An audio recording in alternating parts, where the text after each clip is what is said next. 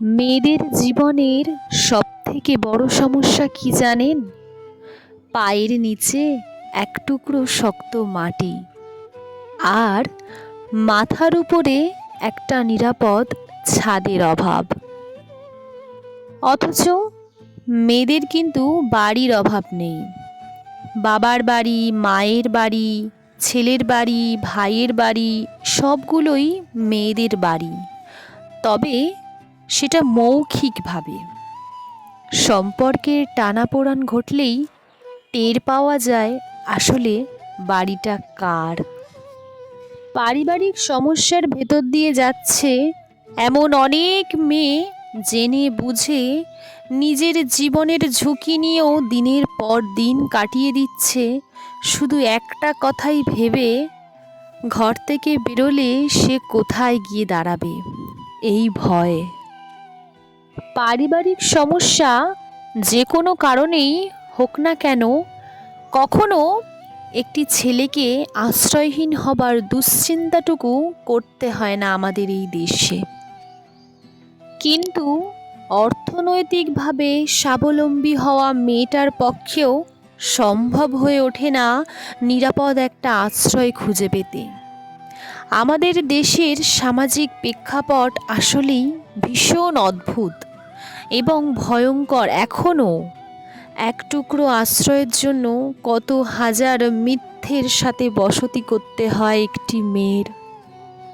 বাবা মায়ের বাড়ি, যা একজন মেয়ের জন্মসূত্রে নিজের বাড়ি, নিজের শৈশব কৈশোর পুরোটা ছেলেবেলার শেকড় যেখানে জড়িত, সেই বাড়িটাও বিয়ের সাথে সাথে কেমন অদ্ভুত রকম হয়ে যায়, যেন বদলে যায় সব কিছুই।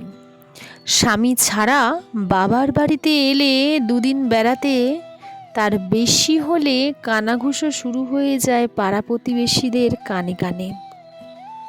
2 দিন গড়িয়ে 3 দিন হলেই সবাই শিওর হয়ে যায় যে নিশ্চয়ই জামাইয়ের সাথে ঝগড়া করে এসেছে।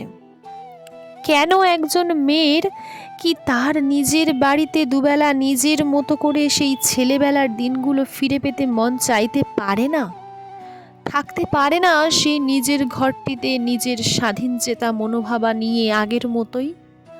আর সেখানে যদি পারিবারিক অশান্তির জন্য বাবার বাড়িতে গিয়ে ওঠা হয়, তাহলে তো কোনো কথাই নেই। বড়জোর হাতের আঙ্গুল গুনে কয়েকটা দিন, তারপরই শুরু হয়ে যায় জীবনের নাটকের আসল খেলার আপনাকে নিয়ে পাড়া প্রতিবেশীদের। সবাই সবাই খেলবে আপনাকে নিয়ে। আত্মীয় স্বজন প্রতিবেশীরা তখন সারাক্ষণ প্রমাণ করতে ব্যস্ত হয়ে পড়বেন যে তারা কি আলোচনা করছে আমাকে নিয়ে, কিভাবে তাদের চোখে পরিষ্কার থাকবো আমি 3 বেলা। 5 বেলা খোঁজ খবর নিত না যেই ব্যক্তিরাও, তারাও আপনার খোঁজ নিতে শুরু করবে তখন। আর যদি সম্পর্কের ইতি টেনে চলে আসেন, তাহলে তো কোনো কথাই নেই। আপনিই হবেন এই সমাজের সবথেকে মোস্ট ওয়ান্টেড এলিজেবল পাত্রী এবং টক অফ দ্য এরিয়া। পাত্র পাত্র মানসিকভাবে অসুস্থ হলেও কোনো ব্যাপার না, স্বামীরা ওরকম একটু হয়। সোনার আংটি আবার ব্যাকা হয় নাকি? একটা মাত্র ছেলে, একটু মানিয়ে নিতে হয়। শাশুড়ি বৌমা ঝগড়া সব সংসারে হয়, তাই বলে কি ঘর ছেড়ে চলে আসতে হয়? শাশুড়ি হ, তারপর বুঝবি। এত বড় করলো ছেলেকে, এতভাবে মানুষ করলো, সে কি একটু অধিকার ফলাবে না? তা কি করে হয়? সব শাশুড়িরাই ওরকম একটু হয়ে থাকে। সময়ের সাথে সব ঠিক হয়ে যাবে। কেউ বা বলবে একটু মানিয়ে নে, দেখবি ঠিক আবার তোকে ভালোবাসবে। স্বামী স্বামী ঠিক হাতে আসবে, তবে শাশুড়ি আর শ্বশুরকে ভালোবাসতে হবে। তারা তোকে নাই বা ভালোবাসুক, তুই তাদেরকে ভালোবাসা দে, একদিন তোকে ঠিক বাসবে। এইভাবে কত মেয়ে দিনের পর দিন কাটিয়ে দিচ্ছে। 1 বছর 1 বছর করে 50 বছর হয়ে চুলটাও তাদের পেকে যাচ্ছে, কিন্তু কখনোই সে সেই দিনগুলো ফিরে পাচ্ছে না যে দিনগুলোর আশায় ভালো হবে ভালো হবে করে কাটিয়ে এই মাথার চুলটা পাকিয়ে ফেললো। কোনো দিনই সেই দিনগুলোর আশার নয়। আর কেউ কেউ এখন পারছে তাদের আবার এই সমস্ত সমাজের সম্মুখীন হতে হচ্ছে। কি কঠিন নিদারুণ বাস্তব, তাই না মেয়েদের জন্য? আবার অনেকে তো বলেই বসে, অল্প বয়স যখন এই সম্পর্কটা ভালো হলো না, তাহলে নতুন করে আবার বিয়ে কর।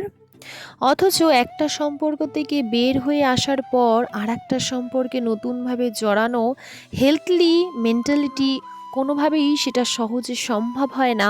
এই কথাটা বোঝার মতো আশেপাশের মানুষ খুব কম হয়। এই সব কিছুর সাথে যদিও বা আপনি লড়াই করতে সক্ষম হন, সবথেকে দুঃখজনক ব্যাপার কি জানেন? এই সব কিছুকে ওভারলুক করলেও একটা সময় আসবে যখন আপনি নিজেকে খুব অসহায় বোধ করতে শুরু করবেন। নিজের বাবা মার ক্লান্তিমাখা মুখ কিছু না বললেও খানিকটা নিজেকে অপরাধী মনে হবে নিজের ঘরেই থাকতে। তারা হয়তো কখনোই মুখ ফুটে বলবে না এনাফ ইজ এনাফ, কিন্তু কিছু কথা আপনার নিজেকেই নিজের মন বলবে গেট ফিলিং, আপনাকে বলে দেবে এর থেকে কষ্ট যন্ত্রণার অনুভূতি পৃথিবীতে আর কিছুই হয় না। আপনি যদি অনুভূতিশীল একজন মানুষ হয়ে থাকেন, আপনার ভেতরে যদি ভেঙে চুরমার হয়ে যায় আপনার সমস্ত স্বপ্ন, সমস্ত ইচ্ছা, তারপরও মুখে হাসি নিয়ে আপনাকে বাস্তবের সাথে লড়াই করতে হয়, তাহলে সেই কষ্টটা একান্তই আপনার। তারপরও এই সমাজ আপনাকে বলবে দোষটা আপনারই ছিল। যতটা কষ্ট সেই সংসার ছেলে স্বপ্ন ভেঙে আসার সময় আপনার হয়নি, ঠিক ততটাই কষ্ট আপনার সেদিন হবে বাবা মার ঘাড়ে থাকার পরে। তাই এই সব কিছুর সমাধান একটাই, নিজের এক টুকরো ঘর, এক মুঠো আশ্রয়, নারীর নিজের একটা বাড়ি। তা কি সকলের পক্ষে আদৌ সম্ভব? আমার কথাগুলোর সাথে কারা কারা একমত অবশ্যই কমেন্ট বক্সে কমেন্ট করে জানাবেন। আমি ঠিক বলছি কি ভুল বলছি। ধন্যবাদ জানাই সকলকে সম্পূর্ণ ভিডিওটি দেখার জন্য। ভালো লাগলে সাবস্ক্রাইব করে চ্যানেলটিকে পাশে থাকবেন।